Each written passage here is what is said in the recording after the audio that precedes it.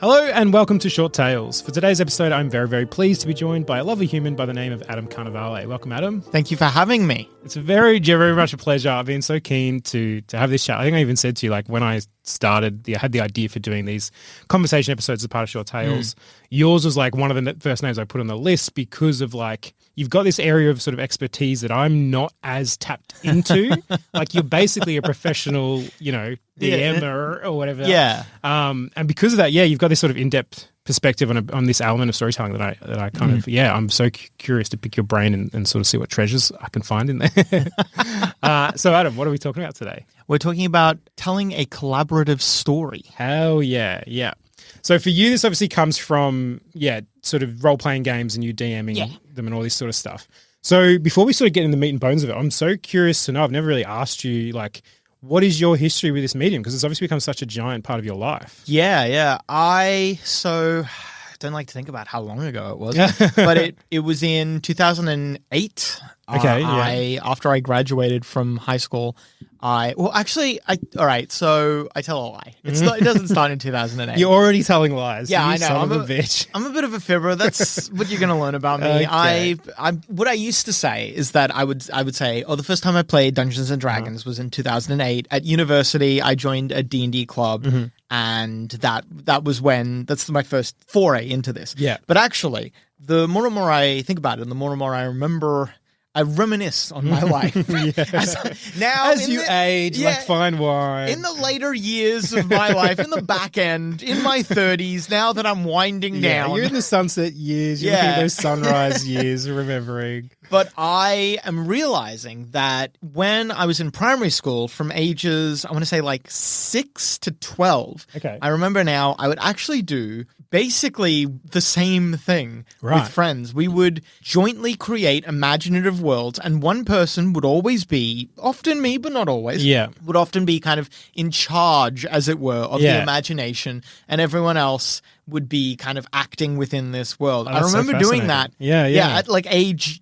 8, and I feel like this is such a common thing. Like, I feel like I'm not the only person to have ever done this. Sure. So I feel like this is such a common thing to have this sort of storytelling experience. Just, like with less structure, I guess. D&D is something that so many people do or have done in their childhood, just with rules attached to it. I love getting some rules in there. Let's really structure this play, basically. Yeah. Okay, well, that's really interesting. Do you even know, maybe not, because if you're 8, that's hard to remember, but was it even like, had you picked this up from somewhere, or this was just a very organic thing that happened between you and your I think mates? it was a very organic thing. Yeah. It was Jeez, like how you would play make-believe. But then, I don't know why, but we decided that someone needed to be sort of in charge of the make-believe. Yeah, great. Something like this has come up in a podcast before, but I have practiced an incredible ability to imitate a door.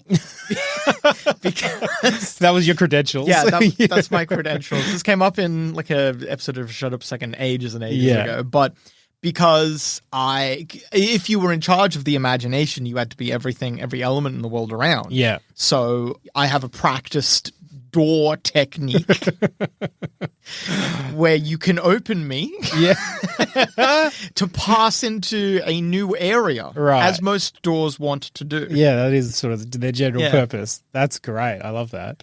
All right, then jumping ahead to sort of that 2008 time. So, like, how familiar with you with like D&D and other role-playing stuff before then? I basically came at it with nothing other than maybe the broad general like cultural knowledge that anyone else had. Maybe less so, to be honest, because it was a lot less popular.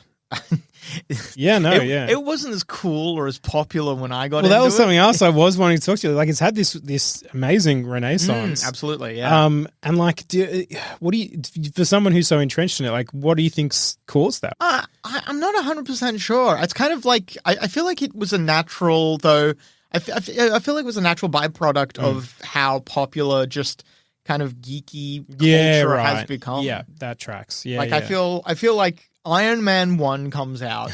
It's like little, I don't know if you know this meme, but the little domino Iron Man 1 is released. Big domino, Dungeons and Dragons experiences a resurgence. Yeah, that totally tracks. Yeah, interesting. So then, you in 2008, obviously, you joined the club. So so you hadn't really had any experience before this club, and then you came in as a player? Yes. Assuming, yeah. My first character was like a really boring human fighter. Right. One of the most bland sort of characters you can create. His name was Gary. That's how bland he was. His name was Gareth. No, it wasn't. It was. Oh my God. Was. His name was funny. Gareth. Yeah. Holy shit.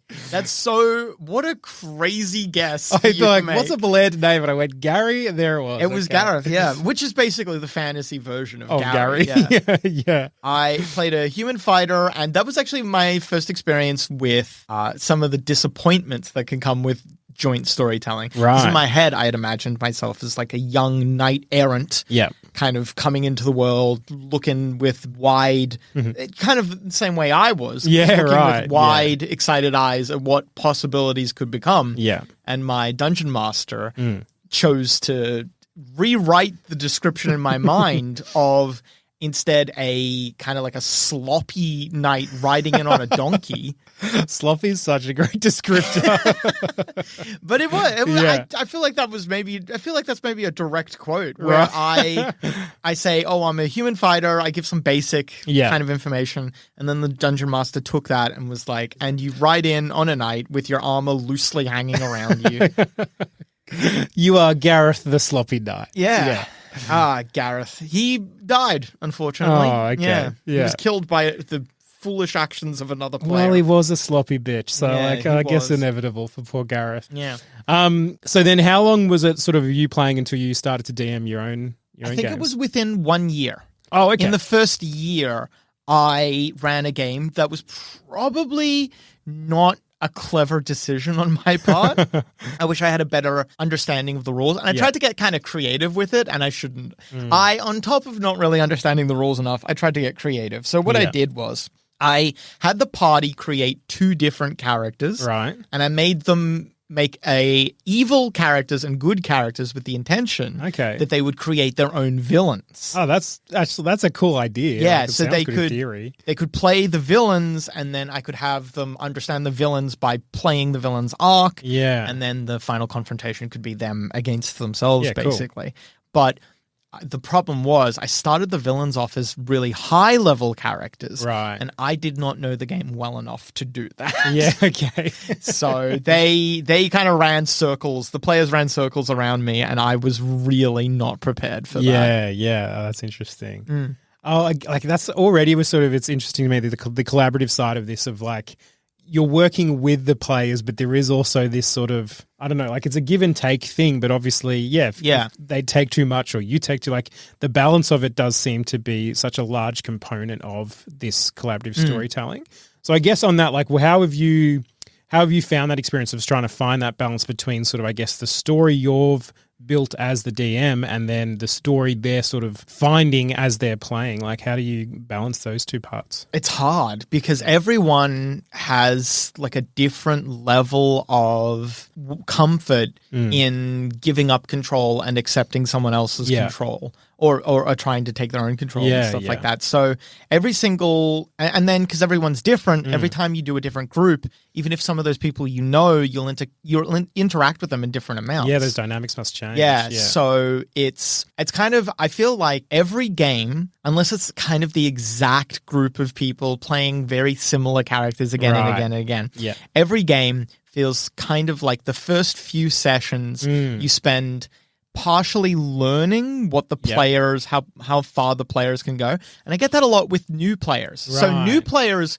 especially are very hesitant to take any action at all. Yeah. They will be very passive and they will allow a story to happen to them. Yep. And then for a lot of players, there's a certain point where I can see, and I can see it. That's when they start, when the events around their character stop being driven by the world and start being driven by their character. Yeah. Where a player realizes, oh, I can maybe not necessarily do anything, but I can try anything. Yeah, I've got some agency within this. Yeah. And some characters, some players reach that faster than others. Like I feel like Cass, Cass Page, friend of the show.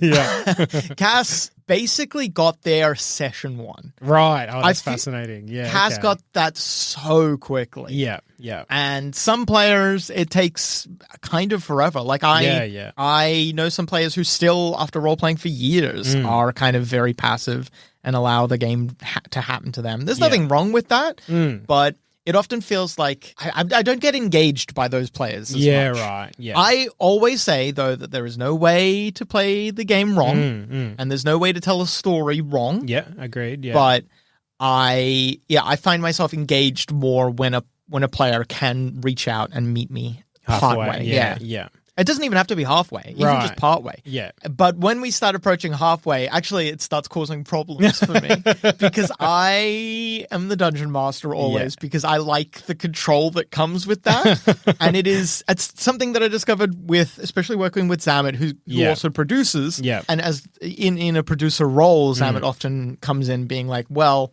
we would like to hit these story beats. Right. And I always feel it's always a little bit upsetting for me because I'm like, but the dice say this. Yeah, yeah. And Sam is like, but the story will be more entertaining. Yeah, that's been since day one. That's been a push and shove. Jackson, when they brought me on and Jackson was describing me to Zamet. Right. Jackson told Zamet, Adam knows Dungeons and Dragons.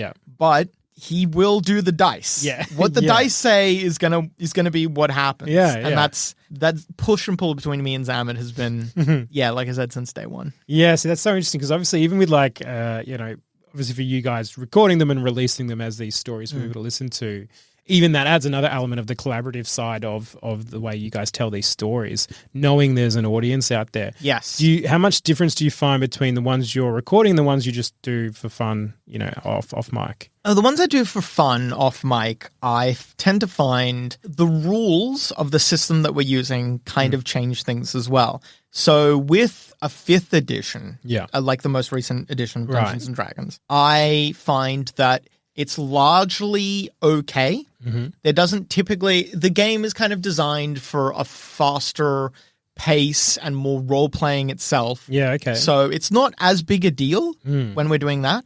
But in some of the earlier editions, like 3.5, which was the edition of Dungeons & Dragons that I first learned, and it's my favorite edition for a lot of different very silly reasons. But with 3.5 edition, the game is not as well. It's not as well balanced and it's not as well formulated for role playing and stuff. So some of those ones I can see as we're playing. If you had a video of Zamet, you could see him sometimes, not all the time, but sometimes staring fucking daggers at me, being like, Adam, we've been fighting this dragon for so long.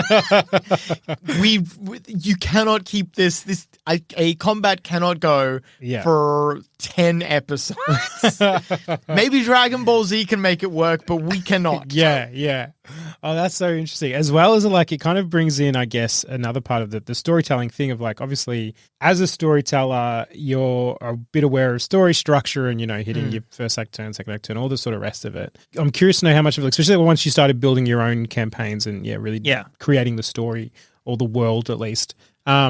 How much of those elements are you sort of conscious of, or do you need to leave them vague? I'm so curious to know. It's really, really hard. So at the beginning when we were first doing this, there was no structure whatsoever. Right. It was kind of just almost like laying the tracks in front of the players as they were moving.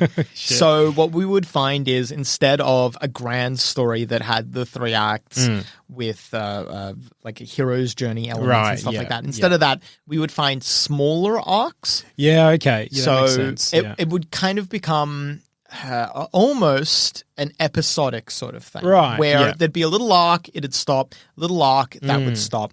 But more recently, I've started, kind of plotting things out a little bit. Yeah, because it is such a long serialized. To serialize it does require so much forethought. Again, even if I've worked on TV and you've just got one season, but these campaigns can obviously go for many more hours than, a single season of television. So the planning to try to get that in, as well as obviously the contributing factor of these fuckers can make it go in any direction away from that plot. So do you have any tips or tricks or things that you found really useful in terms of sort of allowing that space but still still sort of delivering the satisfaction of a story? Well, I've been with the recorded content that we make here, I've been very lucky. And with just the friendships I've made in this game, in these games, I've been very lucky because a lot of the people I work with or play with are very conscious of that there is a story that should be followed. So I very rarely, if ever, have had to deal with a player who has just completely has gone beyond the rejecting of the story. Right. Almost willingly derailing things. Yeah. I have very rarely, if ever, encountered that. Yeah. Most of the time, maybe the players see like a arc in the story that I don't want them to follow, but they are still kind of following the story, if you know what I mean. Yeah. The few times it has been a problem, it just you can't. If you're leading a pack of horses and one of the horses is just not moving its legs, there's not a lot you can do. Except that your wagon isn't going anywhere. Yeah. You're really treading water for that time. Yeah. Which I guess that's when it's sort of the beauty of it, I suppose, is that if we are all collaborating in this story, it benefits all of us to be getting to the next stage of the story and finding out what happens next. And, so I guess another question I sort of had around that was like, the boundaries of the story, because again, like for me, I'm so new to this. Obviously, I've played, I've never DM'd, and I've only really played that one campaign with Jack, and then just started one with you recently. And so and you're great in it, may I say? Oh, thank you so much. You're doing I absolutely am loving it. Oh, I'm glad. I'm honestly glad. I had so much fun with it. Honestly, I can't say how giddy I was. Like, it's always been the sort of thing where I'm like, again, I think it was just because of that time where role playing stuff sort of was in a bit of a slump and wasn't in the sort of zeitgeist. Yeah. But if it had been, for sure, Damo, who read, who basically read Dungeons and Dragons books. Like, I don't know if you ever read those Margaret Weis and Tracy Hickman books. The Dragonlance novels? Yeah, dude. My favorite D&D novels ever. Oh my God, yes. Yeah, exactly right. So War I love of the Lance? I'm all about that shit. Man. I don't know if I'm allowed to swear, but yeah, you definitely are. Okay. But yeah, that pretty much just proves, if I had found this earlier, I would have fucking loved it. Oh. And I still do. Like, I think it's so much fun and just going with it. But anyway, back to my question. So, like, I guess the thing I was trying to think of is, like, where are the boundaries for this thing? Because obviously, it is that ultimate escapism fantasy where, like, there is a whole world to explore. Much like role-playing games, like the best sort of, video games that sort of have that role-playing aspect. Like, the ones that, to me, seem the most amazing where it feels like there are no boundaries to the world. Like you can just keep going and keep exploring and keep finding, and it just is like that pure fantasy escapism that I know that I really like about it. So like when you're devising these things, like how do I have to assume you have to put boundaries somewhere on the map. Like how do you go with that? It's complicated. So sometimes if I'm making a game, I'll make a game because I've got a story in mind. And if I've got that story in mind, I will only ever run such a game for players who I know will be the sorts of ones who are like, here's the story. And a great line that I've heard in Dungeons & Dragons is, this is what my character would do.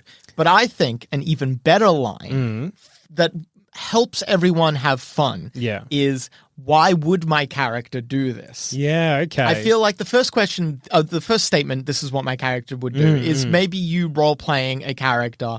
But why would my character do this is a better statement or a better question to ask. Because then it kind of draws you into a story. Yeah. And anyway, sorry, to answer your question. Yeah, no, that's great though. If I'm crafting a story, there's absolutely boundaries because I want to tell this story. Yeah. But I have on occasion done what are referred to as sandbox games, which is I kind of just drop the players in a location and I say, have at thee. And that's the sort of one where I'm laying the track as they go. Right. I will have a few kind of plots dangling that they could pull at. Yeah. But I've spent, rather than writing one coherent story, I've spent my time writing 12 beginnings to a story. Yeah, yeah. And then I just wait to see which one they pull on. Right. And then I'm happy to go in that direction. And for those sorts of games, there really is no boundary. It's a world of my creation, and I know what's happening everywhere. If at the very least, if I don't know what's happening, I know where in my notes I can find what's happening. That's fascinating. So there have been quite a few times where we've done 2 massive sandbox games. The first season we did was one such, and then we're doing a special campaign for just like King's level people, kind of people who loved the first season and wanted more of the first season. Cool. So that series as well that was me just dropping the players in a location, and I just know what's around them. Yep. And if they start heading too far in a direction, what will sometimes happen is I'll be like, all right, well, that's all I've had prepared. Yeah. Let me go away. Let me prepare some more, and then we can come back. Yeah, that's incredible, though, because like I can almost imagine, like I've watched some, forgotten what the YouTube channel is. There's a great channel where it sort of talks about the writers of video games. Yeah. And it's the same sort of thing where obviously because these video games are written in much as there is for the ones that have a storyline, but they've also got these incredible flow charts. It's sort of like, if this, then this, if this, then this. And you can kind of see all the diverging, like this massive tree of options. And I'm kind of like picturing that literally either on your computer or in your brain of just like, okay, I drop them here are their options. And then if this, then this, but like pretty much, so many, like there's so many branches. Once you start getting past those first few decisions, they just keep branching and branching and branching.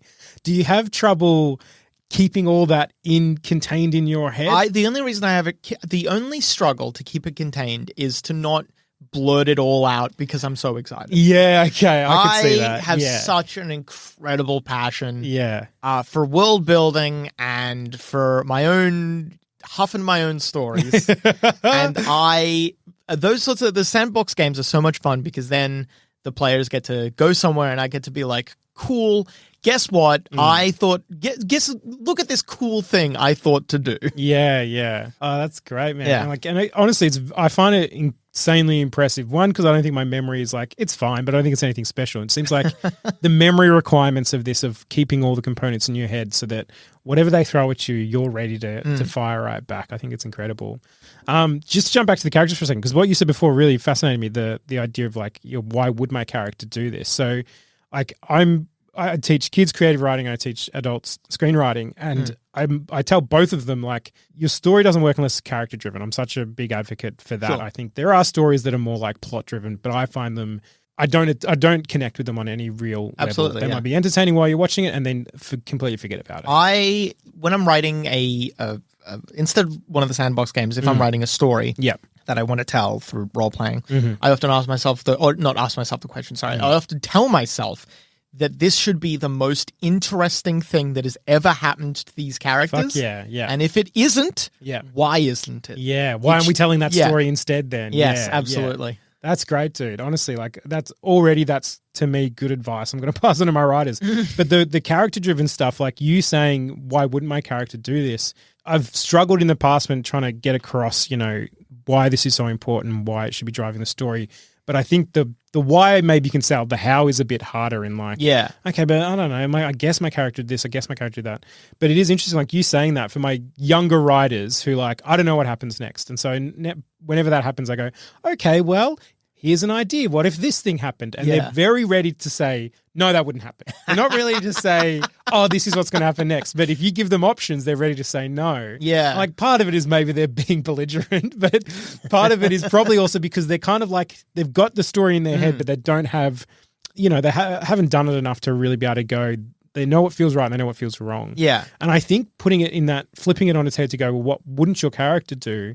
All of a sudden is like, yeah, great, we're narrowing down those options to something that feels really right, rather than going, I guess my character might do this thing that I've just randomly chosen. Absolutely. So already I think like on the storytelling front, that's just such a great fucking piece of advice for people when coming to your characters and plotting out your story. Like I said, I think it should always be character driven, and as much as you follow the structure and all the rest of it, but like, yes, but all the choices, all the decisions coming from character.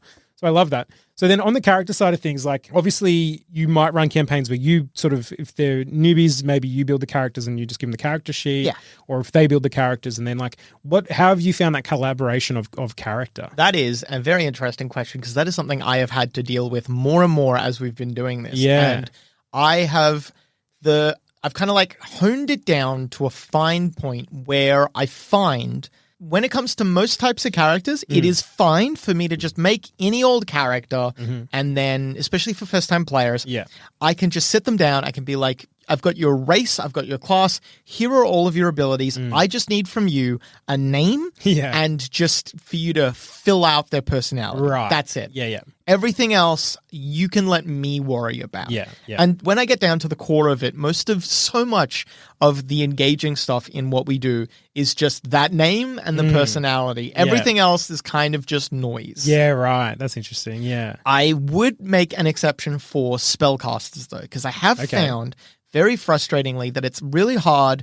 A lot of new time players, if they were to play a spellcaster, it's so much better to run them through all of the different spells. Right. Because then they can pick spells that will help flesh out a personality. Yeah, okay. That's interesting. That's the part I never thought of before. Yeah, I found picking the spells for them, I often see them look at the spells, be like, this isn't the magic that I want to use. This isn't what I would do with magic. Yeah. Because magic's such a broad and powerful thing. For sure, yeah. But it's within Dungeons and Dragons. It's storytelling wise. So it is such a broad and powerful thing. But within Dungeons and Dragons, it's like, cool, pick what spells you can do, though.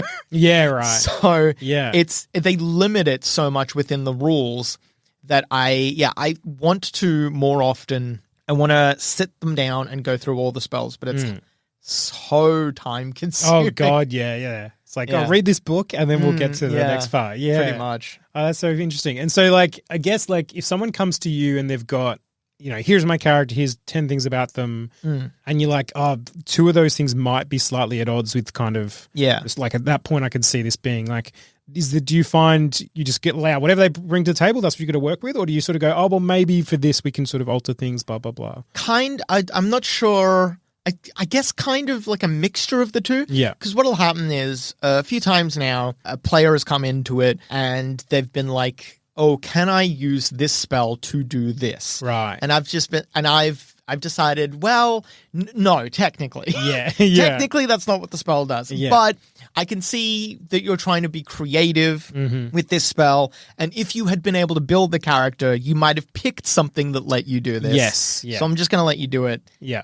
Because it's more interesting than saying no, I suppose. Yeah. Sometimes. That is good. That sort of brings me to another point I was hoping to ask you, where it's like, obviously, because there are such hard rules, and you've already said you are like a slave to the dice, so to speak. Oh, yeah. Yeah. So, like, I guess how do you find the wiggle room for when people are like, I want to do this thing, and you're like, well, technically, if especially again, if they're, I could see me coming in and be like getting overexcited and offering like, oh, here's the thing I want to do, and you're like, yeah, you can't do that. Like, how much wiggle room do you sort of allow in general? I see 3 different ways to read the rules. Okay. And I will flit between them as I want. Yeah. The first way is, what does the rules say? What are the words? Right. What do the words say? What do they mean by these words? Yeah. The second way is, what is the spirit of this? Okay. Yeah, that's good. So, for example, a spell that maybe like creates a cone of cold damage. Right. Cold damage within Dungeons & Dragons has all these different rules associated with it, yada, yada, yada. Yeah. I've had players be like, oh, can I cast Cone of Cold to make the ground slippery? Okay, yeah. And that is, the rules do not say that happens. Right. But in the spirit of the game, in the spirit of the rules, you are creating like an intense area of cold. Yeah. So, yeah. Logically, the ground could get slippery given that. Yeah, okay. And then the third one is the golden rule. How would I want them to interpret it for me? Right.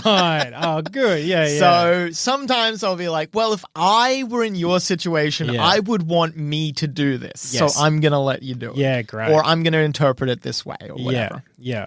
Oh, that's great. I love that. Yeah, you've literally got these 3. So pretty much you kind of like click into, quickly just bump through all of them and go, all right, what's my answer? And then basically. It'll depend on the game. So if it's kind of a sillier story, I might be more inclined to let the players be freer with the rules and whatnot. Yeah. A more serious story, I might not let you create a patch of ice that people can slip up on. Yeah. It's very contextual. Yeah. Which I guess, again, like this is why it is collaborative storytelling, because, again, depending on the people, depending on the situation, depending on the game, all those sorts of things are all influencing how you play the game, which kind of brings me to this other topic I was hoping to talk about, because so much of it seems like it really does seem to be like improv storytelling. Yes. For the most, as much as there is planning done and, on both sides, definitely mostly from you.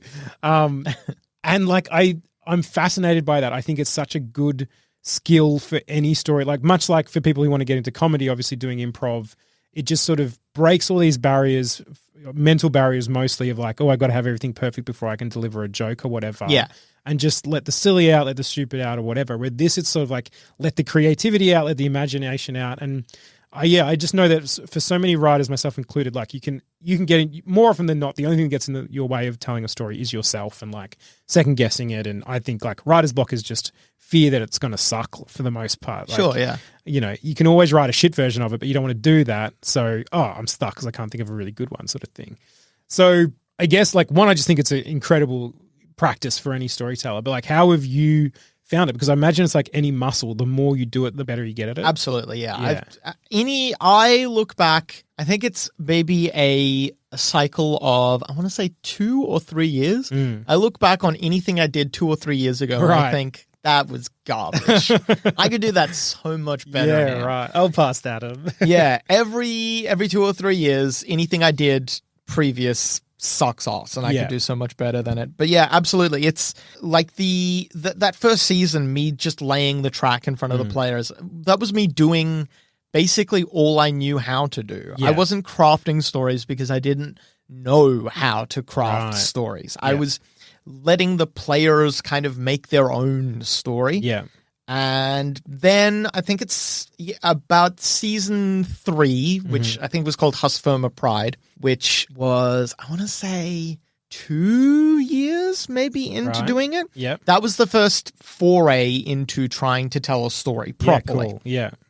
That was me with like an idea of a Act 1, Act 2, Act 3, arcs for all the different characters. That was my first attempt at it. Yeah. And it had a mixed reception. Right. Yeah. Okay. I still think obviously I think I could have done better. Yeah. I can now do better. Right, with the skills you have now, yeah. But I think at the time, for the skills that I had, I did the best job I could. Yeah. And then from there, a few further forays into doing more like contained, more specific storytelling until kind of where we are now, which I think I'm quite, I can't wait for 2 or 3 years, but I think I'm quite a strong storyteller and I have gone beyond, like I've started adding new tools to my repertoire. Right, yeah. So we started doing like some modules, some pre-written modules, and I took them and I changed them pretty heavily. Yeah, right. And I've started doing that more and more. So we did a series called Once Upon a Time in Zombie Played Chult. Okay, yeah. Which is based on a book, an officially released book called Tomb of Annihilation. And I modified that book a bit. Right. Not hugely. Like the players largely followed the book, but I did change a few things. And then the recent one we're doing, Once Upon a Time, I forget what this one's going to be called, but it's some variation of Once Upon a Time in Zombie Played Chult. Yeah. But it's based on Curse of Strahd. Right. Which is another book. And that book, I basically took, if that book is 12 chapters long, there's 1 chapter of original content. Oh, shit. Okay. I have gutted that thing completely. Right. And I honestly think I created something better. Yeah, great. Not to say that I was a better writer necessarily than the people from Wizards of the Coast, but just I was able to create a personalized story for the players. Beautiful. Yeah, which that seems to me like is the goal ultimately, to like create the best story for this group of people, again, because we're looking at that collaborativeness. So by taking in the different people you're collaborating with, that makes sense that you're kind of trying to craft a story that suits everyone. Yeah. Which is apparently where D&D comes from. That's its origins. Gary Gygax, this is one of my favorite little factoids. Yeah, hit me with it. If you will. But Gary Gygax, when he releases the original OG Dungeons and Dragons, because it was kind of just him and some mates out of a garage. Right. There wasn't like a lot of very formal editing going on and stuff like that. So the first book is kind of riddled with issues. Right. And a lot of people would mail in and ask, can you clarify what this means? Can you explain to me this, that, all these different things? And Gary's response would always be, he would always have the same response, and it was, well, what did you decide? Great. He was very, very, very adamant that he gives you like a structure. Yeah. And then you fill everything else out. And if anything doesn't make sense, you get to decide what it means. Brilliant. Yeah, that's great. And like, to me, that sort of almost cuts to the heart of the beauty of these role-playing games and the collaborative nature of it is like, you really are filling out together as a group, you're filling out this world in this really interesting way. So they're like, no two versions are the same, which is like, I think that's part of the cool thing about it. I think it's why people want to listen to these campaigns as well, because each one will inevitably be a unique story because of who is collaborating on this story. Just jump back to the sort of improv side of things. Do you what sort of like, when someone throws you a curveball, I guess, and you've got to like throw something back, like what's your process? Do you sort of go, okay, well, what have I mentally got within this room, or is it what have I used in the past, or is it just sometimes words come out and you're like, oh, I don't know where that came from? Like, what's sort of the process? Sometimes it is a little bit like words come out and I don't know where they came from. But my role, I see myself as the straight man. Right. So I see basically everything that the players do as a curveball being thrown at me, essentially. So when they throw something silly at me, my job is to either, if whatever the curveball is, to let it play out, let the dice fall where they may, and if it works, then holy cow, that's incredible, and that leads to some hilarious moments. And if it doesn't work, that's just as funny. You took a big swing, and the dice said no, so great, we all get to have a laugh about it. It's like what's that famous baseball player? I can't remember his name. You're asking the wrong dude, my friend. 40s. Some famous baseball player, and people are like, he had the record for most home runs. Right. They're like, reporters are like, what's the secret to getting home runs consistently? Right. And his response was, well, I have the record for the most home runs, but I also have the record for the most strikeouts. Because when I swing, I always swing big. Yeah, great. No matter what. Hit or miss, I'm always swinging as if I'm knocking it out of the park. Yeah. That's fantastic. Yeah. And so it creates like a incredible scenario, kind of no matter which way it falls. Yeah, that's good. And again, that kind of harkens back to what you said before. Like, there's no wrong way to play these games. No absolutely. wrong way to tell these stories. Something else I was hoping to sort of talk to you about is like, where do you start? Like, when you start to build out these campaigns? Like, is it, maybe it's not the same every time, but like, what sort of the first sort of things you're thinking about to start telling this story? Well, typically what'll happen, if I am writing a story that I want to tell, what'll typically happen is, or actually even with the sandbox ones, when I'm generating all of those little strands, what I'll do is I'll think to myself, that would be cool. Yeah. And then I have a lot of thoughts, that would be cool, that would be cool. Yeah. And then I kind of create flesh around that to be like, all right, how am I moving the players from cool to cool to cool? Great. Yes. Yeah. I like that. That's how it works for me, at least. Like, yeah, I think that's awesome. Like, even, again, for some of myself and for people I've taught and stuff like that, where like either they've got no ideas, which I'm like, that's impossible. Ideas are everywhere. Like, sure, yeah, absolutely. Cram any two things together, that's a new idea. Or they've got too many ideas and they kind of can't choose which one. And I think, following like the cool seems to be a pretty good method for like, well, naturally, if you're interested in that, great, your readers or listeners will too. And then if you continually find new ways for that cool thing to get cooler, great, you've probably got a good story on your hands. Yeah. And then like how much sort of like, I know for the one we're doing, you did it, there was some research element involved because it's sort of set within, it's not D&D, it's sort of more our world. Yeah. How much of the ideas come from just things you've read, things you've seen or research you've done? It's complicated. So I will sometimes spend, like for the one that we did, I spent hours and hours and hours just making sure that all of these events, because where you are was a real place. Some of the events, not all of them, obviously, because it's a wild story that I'm telling, but some of the events that happened to you genuinely happened. Awesome. And all of the like technology that exists genuinely existed and did kind of work the way that it's working for you. Yeah. And I researched like a lot of different little political things that were happening just to make sure that everything, I kind of get that idea of, oh, this would be cool. And then I researched to see, was something like this around at the time? Right. And if it wasn't, can I find something equivalent? Yeah, and sort of shoehorn it into your idea, I guess. And then sometimes I might still spend a bit of time researching, but like so Jackson is really great at researching every little minute bit, and any game Jackson runs, I guarantee to you, except If it's a serious game. Right. The silly games that he runs for like Dusha and Zamet are him just like being funny as fuck. Yeah. But for the more serious games that he runs, I will guarantee you every single thing that you hear out of his mouth is something that is grounded in reality. The streets you walk down will be the streets that should be there. That's fascinating. The buildings will be absolutely period accurate. Yeah. He is incredible at that. And I don't have that. Right. I can't do that. Yeah. So I instead will just get like the things that I know or things that I want to be correct, and then everything else I kind of just make up. Yep. And sometimes, like with your game, there'll be a lot of that. But sometimes, for example, with another series we did called Curse of the Eldon Shadow Man, Right.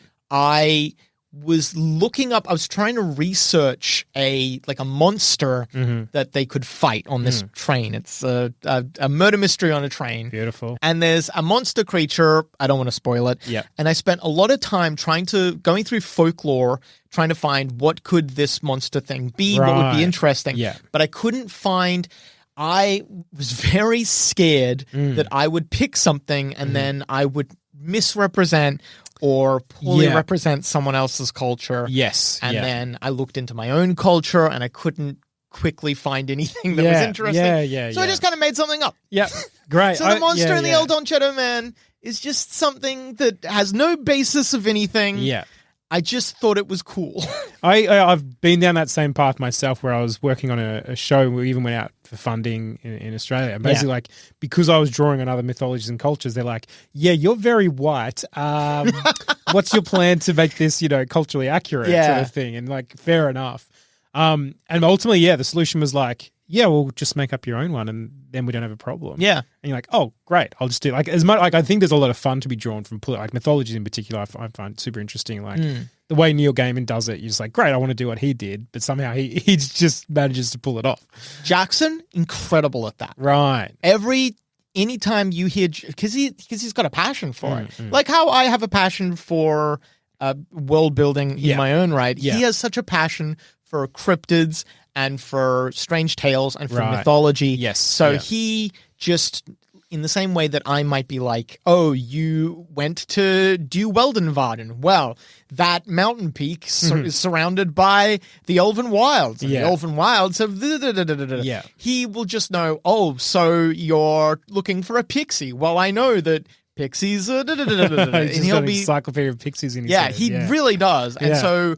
he can feel confident knowing that he's not going to misrepresent anything, that everything he says is going to be very based in as much as you can base things about Pixie in fact. It's going to be based in fact. Yeah, that's great. And like on the research side, I think that's so interesting just for like even like non-collaborative storytelling when you're just doing a story, because I'm much like you. I research I just want to tell a story. That feels like homework. I don't want to do it. I just want to tell the story that's in my head. I don't want to learn about someone else's world or the real world. Yeah, exactly. Right. Ugh, that's not what I'm doing this. I'm in Unless the real world Dragonlance, in which case tell me more. Yeah. Well, that's fair. Yeah. Cool. Well, I've just got sort of one last question for you, which is, I guess, it's a bit of a broad one. So have a little think. But like, what are sort of some of the greater lessons, I guess, you've learned with especially collaborative storytelling, or like tips that you would give people who are like new to this sort of world of collaborative storytelling? Oh, that is a broad one. Yeah. Well, the first lesson I learned is that whether it may be a player who wants to have more say in their character and the events around their character, or perhaps it might be the dice just don't go your way. Right. You kind of got to learn to accept that some things. Yeah, right. Like you gotta. This is a. And I still struggle with this lesson, but you gotta be able to let go a little bit. Yeah. That makes a lot of sense. You gotta be able to. You don't have to let your players run amok. Yeah. But if your players don't feel like they have any agency, it's not fun for them. Yeah. And that's, again, the point is it is collaboration. Yeah, absolutely. Yeah.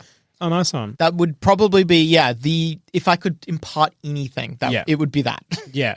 Any other secondary things that jump to your mind? Aside from that, I think it's really important to let every player feel like they're cool. Yeah. It's really important, I think, for you don't have to do it all the time, but if every player can come away from a story thinking, oh, how cool was it when I did this? Yes. Yeah. That fucking rules. Yeah, As a player, yeah. that's the golden rule, baby. Right. As a player, if my character arrives on a donkey, gets killed by a door falling on him, right. but in between those two moments, if I got to pick up an orc by his chin and tear him in half, I'm not too upset. Yeah. Yeah. I got my weird, okay, but a door fell off me, but oh well. That's great. I love that. And again, I think it speaks to the heart of the point of these games is that everyone's having a good time. Like obviously that's the point of any storytelling. If they've had a good time and then you've had a good time, seeing them have a good time, great. It fucking smiles all around. That's awesome, dude. This has been so great. Honestly, I better wrap it up there. I could keep going for all day. We probably will off mic, but potentially. Thank you so very much for coming on and joining me. Thanks for having me. It's been a real treat. All right, if you'd like to hear more from Adam, you can check out his incredible podcast, D&D's for Nerds and Adam's World of Darkness Beyond the Map, and so many more, right? Basically, the entire adventure tab on sanspantsradio.com is me. Yeah, great. So head over there, find all of Adam's work. There's so much stuff on there that you'll love. And you can also find Adam on Twitter at RetroArchetype. As for me, you can find me on Twitter at Midday Pajamas, or feel free to send me an email at shorttales.podcast@gmail.com. Until next time, this has been Short Tales, and I've been Damian Robb.